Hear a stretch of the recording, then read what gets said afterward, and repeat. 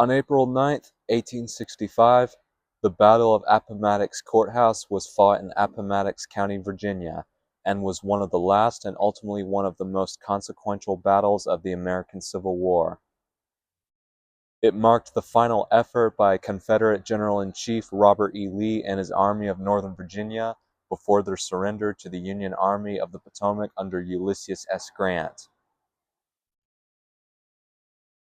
After abandoning the Confederate capital of Richmond following the prolonged siege of Petersburg, Lee retreated west in hopes of linking up with the Army of Tennessee and North Carolina. However, Union forces under General Philip Sheridan pursued and blocked the Confederate escape at Appomattox Courthouse. Lee launched a last attempt to break through, initially believing he faced only lightly armed cavalry, but upon realizing that Union infantry supported them, he recognized that further resistance was futile and chose to surrender.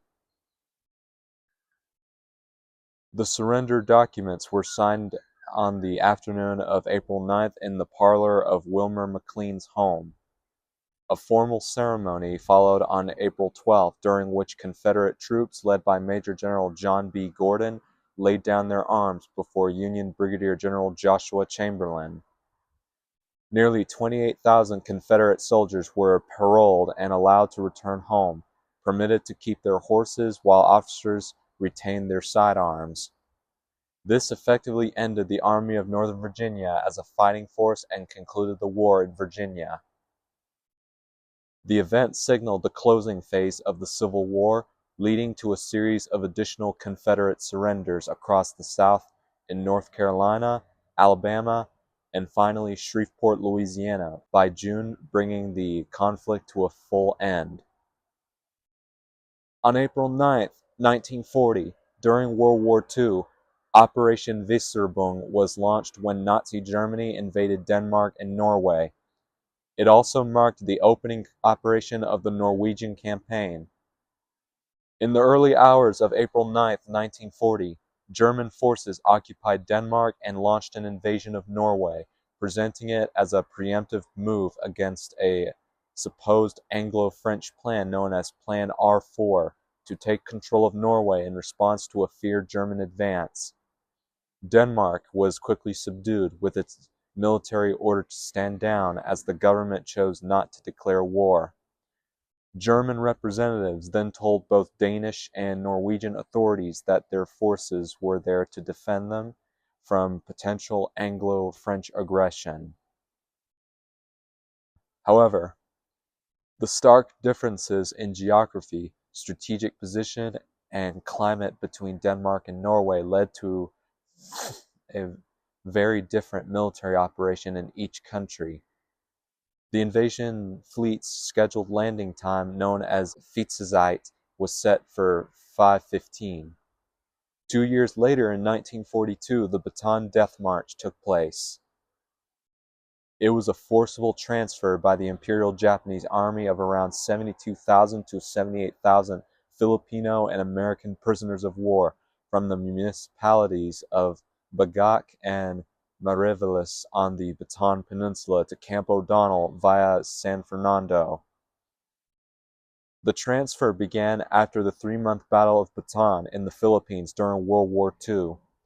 Prisoners were forced to march a total of about 105 kilometers from Mariveles to San Fernando and then from Capiz train station to various camps.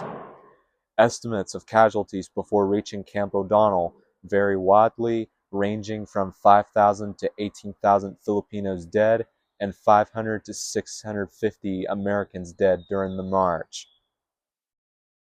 The march was marked by extreme brutality, including widespread abuse and arbitrary killings. One of the most notorious incidents was the Pantigan River Massacre, in which as many as 400 prisoners were murdered. Prisoners who collapsed or were unable to continue were often shot. After the war, the Japanese commander, General Masaharu Homa, along with 2 of his officers, Major General Yoshitaka Kawane and Colonel Kurataro Hirano, were tried by U.S. military commissions for war crimes They were sentenced to death for failing to prevent atrocities committed by their troops. Hama was executed in 1946, while Kawane and Hirano were executed in 1949. Meanwhile, Masanobu Tsuchi, considered the mastermind behind the Pantian River massacre, evaded capture after working with foreign intelligence agencies before disappearing in Laos in April 1961 and being declared dead 7 years later. On the night of April 9th and early morning of April 10th, 1973, Israeli Army Special Forces units attacked several so-called Palestinian Liberation Organization targets in Beirut and Sidon, Lebanon. The attack was part of Operation Wrath of God, Israel's retaliation for the Munich massacre at the 1972 Summer Olympics. Israeli troops reached the Lebanese coast using speedboats launched from missile boats offshore. Mossad agents were waiting on the beaches with rental cars arranged the day before, then transported the soldiers to their targets and later returned them for extraction. During the operation, 3 senior PLO terrorist leaders were caught off guard in their homes and killed, along with other terrorist members of the organization. Several Lebanese security personnel and nearby civilians also lost their lives, as did 2 Israeli soldiers.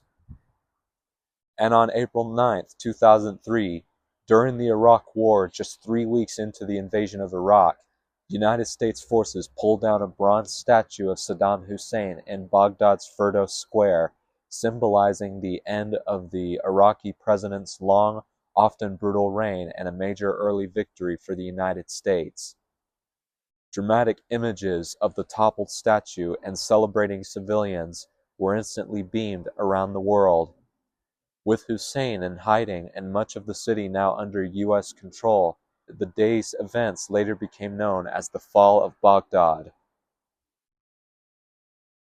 Saddam Hussein is now taking his rightful place alongside Hitler, Stalin, Lenin, Ceausescu in the pantheon of failed brutal dictators, and the Iraqi people are well on their way to freedom. Then Secretary of Defense Donald H. Rumsfeld said in a Pentagon briefing. On the same day, the Iraqi insurgency began. The initial wave of violence was sparked by the collapse of Saddam Hussein's regime and occurred before the establishment of a new Iraqi government under the United States-led multinational force Iraqi MNFI.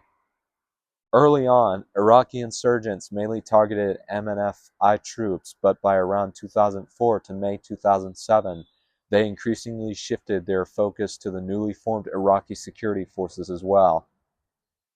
The insurgency consisted of a wide range of groups, including private militias, former Baathists loyal to Saddam, local Iraqis opposing the foreign presence or the new government, and foreign jihadists. These factions waged an asymmetric war against both MNFI and Iraqi government forces while also engaging in internal conflict with another. Sectarian divisions played a major role, particularly between the Shia majority, about 60% of the population, and the Sunni minority, around 35%. By February 2006, violence escalated into a full-scale sectarian civil war. For the next 2 years, MNFI and Iraqi forces fought intense battles against terrorist groups, which also targeted each other along sectarian lines. Many attacks in United States-controlled areas were aimed at the Shia-led government of Nouri al-Maliki. Despite ongoing reconstruction efforts, instability persisted until mid-2008 when the civil war subsided following the U.S. troop surge of 2007. After U.S. forces withdrew in December 2011, a new wave of sectarian and anti-government violence emerged, leading to thousands of casualties. By 2013, this unrest escalated into a renewed conflict, often referred to as the Second Iraq War, largely driven by the rise of the Islamic State. That's all the events I have for this morning. If you like what you hear, don't forget to leave a comment down below and subscribe.